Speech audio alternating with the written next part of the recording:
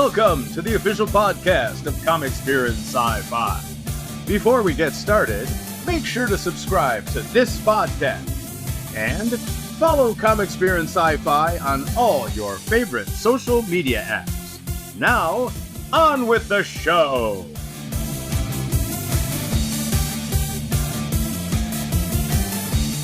All right, I am here out in downtown Lapeer at Plastic Planet with friend of show, Tim Williams. Tim, how are you today? I am fantastic. How are you, Denver? Doing well, doing well. I've been wanting to come out to your store for a long time. Finally had the opportunity. So tell me, how did you first end up here in this mall? I was doing toy shows, and one of my friends had checked in on Facebook at a place called the Auditorium in Lapeer. And I started checking out the Auditorium. She had a bunch of strange oddities and other stuff. Her and I ended up becoming friends. You know, we kind of bonded over collecting. We did a podcast together for a short time about collecting. And she really encouraged me to do this. So she kind of kept track of whenever there was an opening in the Lyric Mall. And so she would be like, hey, if you're going to do this, you need to jump on this. And because I still have a real job too, I was real tentative about it. But then I was like, man, if I don't get my foot in the door now, then it's, I might lose the opportunity.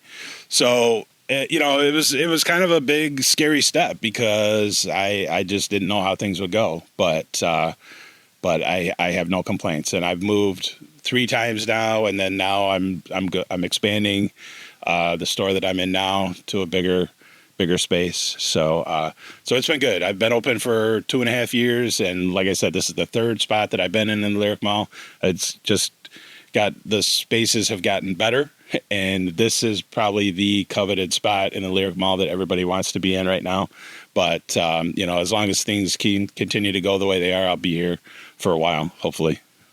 Now, when I was a kid, the thought of owning a toy store would probably be the coolest concept, the coolest idea I could ever imagine. Is it that much fun? I mean, obviously it's a job and there's work involved, but tell us, what's it like owning a toy store? So I've thought about this a bunch of times where I still don't think it's really sunk in or hit me, probably because I'm still at my other job. So it's just like, I'm just constantly running. I don't really have time to sit back and really think about it because it's just like I'm here or I'm there and I'm just running around like a chicken with my head cut off all the time. Every once in a while, like when I'm leaving the store, like, around Christmas time or whatever, I'll just have that thought like, hey, I've actually done this. But yeah, it's kind of weird because it almost, I was terrified before I opened up. And then once I saw that it was actually a decent thing, but it's almost like it just still has never hit me that this is what I'm doing. It's like, like I said, periodically it'll just pop in my head real quick and then it's gone. But yeah, because I thought like you did, like it would just be like, okay, here we go. And I didn't necessarily remember telling people that this was a dream of mine, but they've reminded me that I had mentioned it throughout the years. Joe Johnson has mentioned it. So I didn't really remember that. I guess I had probably thought about it, but didn't really know how to go about it. So Kristen at the Auditorium, she's really the one that kind of held my hand through everything in the process. And so, thank God for her. Like 2 people that I really need to thank. I would not be doing this if it wasn't for Kristen from the Auditorium and Joe Johnson from Comics, Beer, and Sci-Fi. Well, let's go back to that because if I remember correctly, Joe was the one who kind of helped you transition from being a collector to a dealer. Is that correct? Yeah, 100%. So I just a little more background. My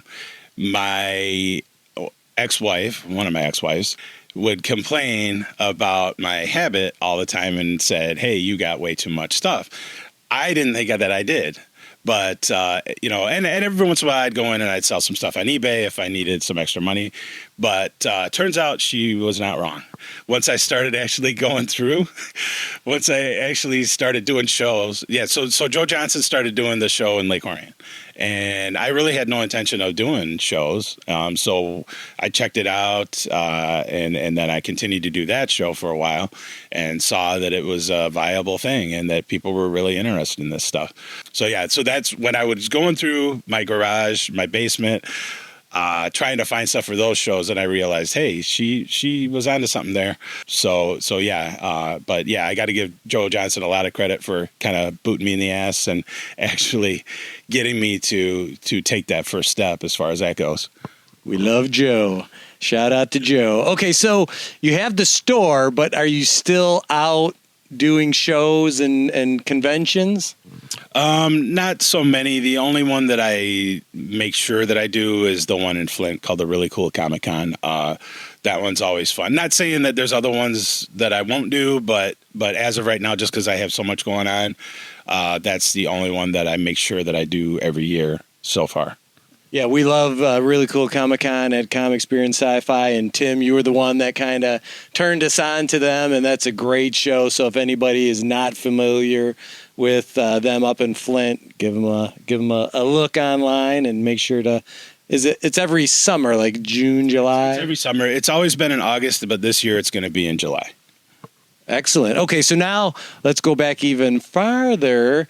Tell us about how you got into toy collecting. What was the first thing that really kind of sparked your curiosity and imagination? Well, I always say that I did not realize that I was a collector until probably not until they re-released the Star Wars figures in 1995. I mean, I would pick stuff up every now and then, and I would always look at the toy aisle, but I really would not consider myself a collector. I had kept a lot of stuff from when I was a kid in decent shape. Most of that's been sold at this point, but yeah, my earliest memory of really Micronauts were out before Star Wars, and I liked Micronauts, but Star Wars just changed the game. And I would say anybody that was a kid that was getting Star Wars toys around my age is probably the same thing for most of us. So I've told this story. It was like, in my mind, it was like 6 a.m. on a Saturday morning. And my next door neighbor, who I didn't really know, well, later him and I would become best friends, but I didn't know him at the time. And in my mind, this may be even the first time that I even remember seeing him. I was up watching cartoons because that was the only time you could watch cartoons at that point, besides after school. But like Saturday morning, that was it. So I would get up like super early, watch cartoons. I was the only one up in the house, and somebody knocks on the door. So I go and answer the door, and he hands me a package, doesn't say a word to me, just hands me a package and boom, takes off. Doesn't say a word. So I'm just kind of like, oh, okay, that was kind of weird. And then I opened it up, and it was the original Chewbacca figure from Star Wars. I hadn't seen the movie yet or anything. I think I maybe had an inkling, had heard a little bit about it, because I remember, I think my first memory of it was, and I could be wrong, the timelines are hard to remember, but before Happy Meals were out, Burger Chef actually had Star Wars kids meals. And so I think that might have been my first memory of Star Wars, but like I said, the timelines may be skewed here. But yeah, so I just remember sitting there at that table, playing with that Chewbacca figure, and just studying the card back, because they had like the 12 other figures, and you couldn't really tell because it was so small, but it just did something to spark your imagination as a kid, and then from there it was just like boom, everything's Star Wars. But I mean, Muppets, I loved Muppets too, but Star Wars was pretty much number one at that point. Well, and they didn't have a lot of collectibles for the Muppets, because I was a Muppets fan as well. So Star Wars kind of fed that, that need and desire to collect. Do you have that original Chewbacca figure still, by any chance? I mean, I get the original Star Wars figures in here from time to time. I bought a couple other people's collections. I do not have my original anymore. I don't believe. It may be in my garage somewhere. I don't know, but I I'm pretty sure that I probably sold it at this point, or it just went missing years and years ago. I don't know, but I've had a lot of different original Chewbaccas in my hands throughout the years, so I don't know what happened to my actual original, but it could still be around. I am so envious of people that have any of their original collection, because I had quite a big Star Wars toy collection myself, and I bequeathed my original collection to my cousins who, played with it, got our money's worth out of it, but totally destroyed it. And so really the only thing that remained was the Darth Vader collector case for the yep, that's it. Exactly. So that is the only surviving piece of my collection, unfortunately. So let me tell you, one thing about the store is people love to tell me their horror stories about what happened to their toys. And like my next door neighbor, who I mean, we ended up going through Star Wars together, Transformers somewhat, He-Man, Master of the Universe, G.I. Joe definitely. G.I. Joe kind of wiped out Star Wars at that point because there was not any more Star Wars movies at the time. So then we moved on to G.I. Joe, and then that just took over everything at that point. But I know his mom, and he had a lot of stuff. And I mean, I had a lot of stuff, but he had a lot of stuff. And I know that his mom sold everything at a garage sale. And I still don't think he's forgiven her for that. I did not let that happen with mine. I kind of kept mine together and for a long time. But then when I started doing the original shows that I did, I sold off a lot of that stuff, a lot of my original stuff. But, some of it's worth stuff, some of it's not, because like a lot of the He-Man, Master of the Universe stuff, I mean, it was pretty common. I mean, a lot of the stuff is still common. So people think, you don't necessarily correlate age with value. It's just certain pieces that go up in value for whatever reason. They were more rare, or maybe there's an error on it or something like that. But yeah, just because stuff is old doesn't necessarily make it worth more than some of this new stuff coming out. Now, you mentioned earlier that at a certain point you realized that you were a collector. You didn't think of yourself as a collector. What was that kind of light bulb moment where you're like, yeah, I guess I am officially a collector? There was a period where you get to where, I mean, in high school where it's definitely not cool to be a toy collector. So, I would still look, I would have probably been buying the LJN wrestling figures at that point. I would still look, but then there was like multi-year period in there where I wasn't buying anything. The only thing that I would really buy is maybe like some Trendmasters Godzilla figures here and there, just because you couldn't get Godzilla stuff up for a long time.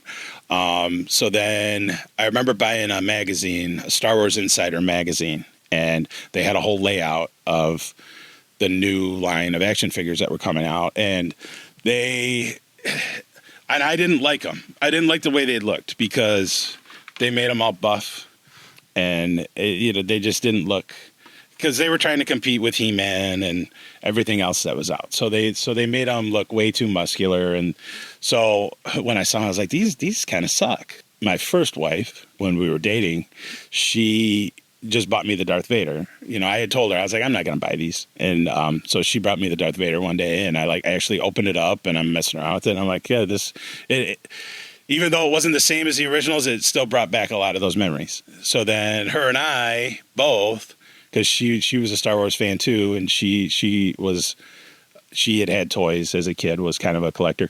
So then we just went crazy. And we would just buy everything like from that line.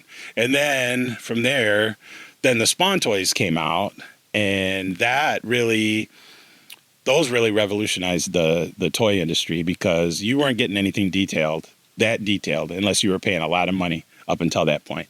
So then we started buying Spawn figures, and we'd buy the toy magazines, and it would be like, hey, this is the rare one that you got to go find. And so then we'd be like searching the toy stores for like the rare stuff. And then, so yeah, at that point, I probably would have labeled myself an official collector. I know one of the things that kind of separates collectors from just, people that play with toys is, do you open the packages? Do you actually pose them and set them up? it depends. I mean, there's some stuff that I buy. Some stuff I'll just buy just because, for myself. And I really don't have an intention to do one or the other. And I guess when I get it, then I'll decide. Like the wrestling figures, I like to take out and pose and stuff like that still. But sometimes, like I just bought a couple wrestling figures because there's one guy, Jerry Lynn, that they'd never really made a good figure of. And he comes with another guy, Nigel McGuinness. So in my mind, I was going to open it up, keep the Jerry Lynn, sell the Nigel McGuinness at my store. But the packaging is so cool. Like I started to open it and I was like, I can't, because it just looks so cool in the packaging. So now it's just sitting there. I don't know what I'm going to do with that, but I don't know. I mean, I can't really give people advice. Just do what you want to do. Yes, toys were meant to be played with. I will say that first and foremost, but a lot of them still look really cool in the package. Like, so do what you want. If you want to pose them, take them out of the package and pose them. If you want to display them in the package, that's cool too. Well, it seems like if you can buy one to keep in the box and then buy one to play with, is that something that you do or recommend? If you have the budget to do that, then by all means. But no, I've never been one to really do that. Going back to Joe Johnson, he talked about being like a troop builder, like when he was a kid, and trying to get as many stormtroopers as he could from the original line. See, I was good with having one of every figure. I would try to at least have one of every figure, which I didn't. I wasn't even close to, but I was good with that. I didn't need to have multiples, but that's like a huge thing. Troop building is big. People love that. But yeah, a lot of people have done that through the years. Bought one to open and one to keep in the package. So yeah, I understand that too. I've never done that myself, but I understand people that would want to do that. Well, that was one of the great joys of getting back into collecting, because as you mentioned, you go to high school or you go to college, or and you start to distance yourself from the, as Rich Rollins likes to say, the dolls. But coming back to it, where I had a job and I had money and I could actually buy the things I wanted when I wanted them. I wasn't at the mercy of my parents or an allowance, or for me anyway. Part of the joy of getting back into collecting was just now as an adult being able to come back to it. Did you kind of feel in yourself a resurgence of of collecting? Oh yeah, for sure. I mean, that's when you become an adult and have your own money and have your own car, it's a total game changer. I mean, if you're still into that, because I remember as a kid daydreaming about, like, man, if I could only have my own car, I could go check this store down in Pontiac every day if I wanted to, or whatever, because I always had it in my head that there was some action figure somewhere that I needed, like in Flint or in Berkeley or something, like way far away from me. But I just knew that if I went there, for some reason, I had it in my head that if I was able to get there, that I would find that toy. My parents were, they didn't travel too far as that goes. Like, luckily my local IGA carried like some pretty decent toys, and there was another store in Oxford called Food Town. They had a fantastic toy section. Whoever was running their toy section, kudos to them, because you could find like all the good G.I. Joe figures. And my parents later told me that too. They were like, I would have something on my Christmas list and they could not find it. They would go to all the main toy stores and couldn't find it, and then they would just check at this Food Town in Oxford and they'd find it, like at the last minute. Wow, that's crazy. Yeah. Although you did notice back then that there was, every store seemed to have a little toy section, where now it seems very, very hard to find, in retail space, a kind of a robust toy selection. Yeah, for sure. I mean, obviously online shopping has changed that big time. But yeah, the death of Toys R Us, that's changed things too. So, that's one of the reasons why stores like mine, I think, do pretty well at this point. Just because there's not really any dedicated toy stores anymore. I mean, when we were kids, we obviously had Toys R Us. I remember there was one called Children's Palace. There was one called Kittyland. So you just had these huge toy stores that was nothing but toys, and that just doesn't exist anymore. We mentioned the online selling and buying. Do you do any eBay or Facebook marketplace selling? I'll do some eBay, not a ton. A lot of times I just, I try to keep things affordable in my store as much as I can. I don't want to bring in something like super high priced that I just don't see somebody coming in here and buying. I mean, maybe that person would. Maybe they've been looking for something, but I just, for the most part, I like to keep things affordable. Sometimes I'll come across something and, I'll just go to price it. And normally eBay is a pretty good indicator of what something's worth. Sold auctions, not what people are asking. So a lot of times I'll be like, I have no clue, but I'll like look it up and I'll be like, holy moly, this is selling for like $300 or something. I don't see somebody coming in here and spending $300 on some old, 3 3/4 inch toy or, action figure or something. So a lot of times I'll just throw those up on eBay. But that's about it. Getting back to the store, when you first opened, I'm assuming most of the items that you had on sale were from your personal collection. Is that correct?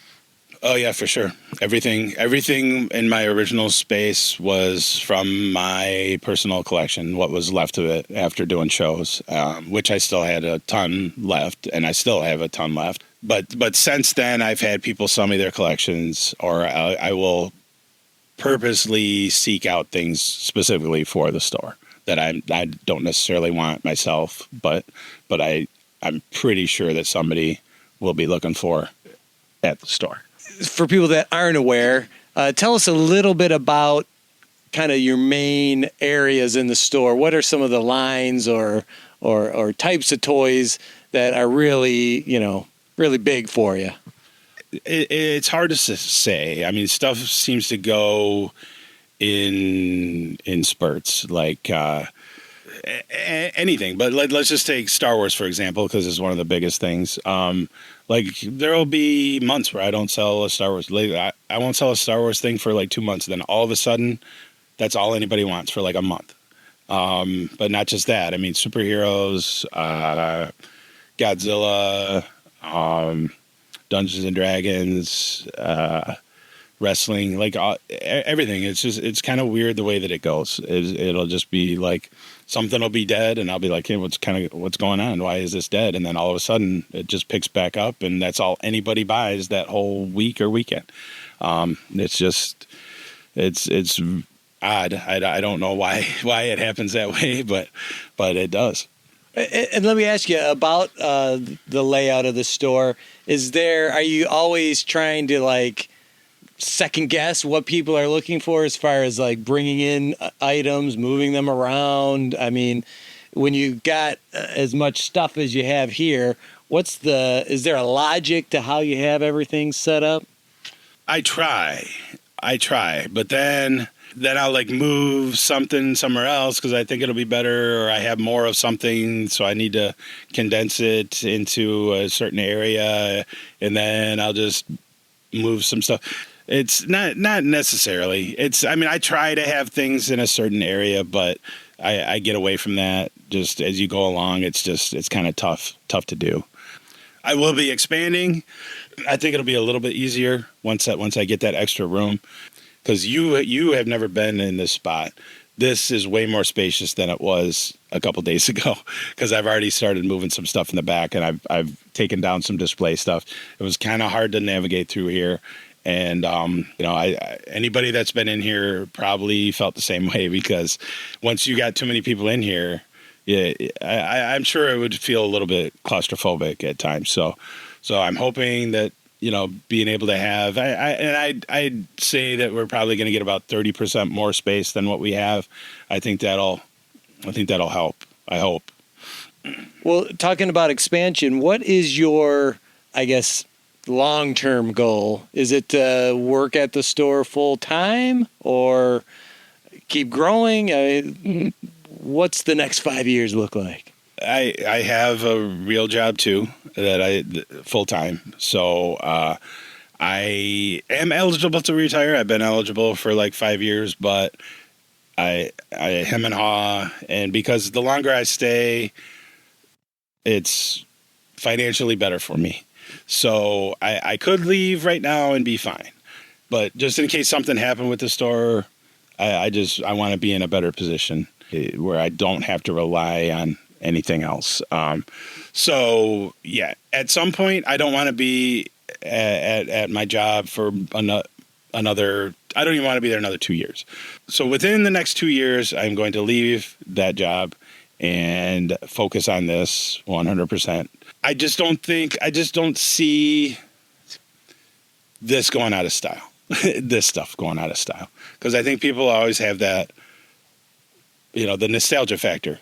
So no matter what, whether it be toys or, when I expand, I'm going to be bringing in music, and that'll be more like a media room. I have books, comic books, music, movies. That'll be more of the focus in that extra space that we have. Because I hear that all the time. People will come in here and get very excited because they're like, oh, I had this and I didn't think about this for 30 years or whatever. And then they have to buy it.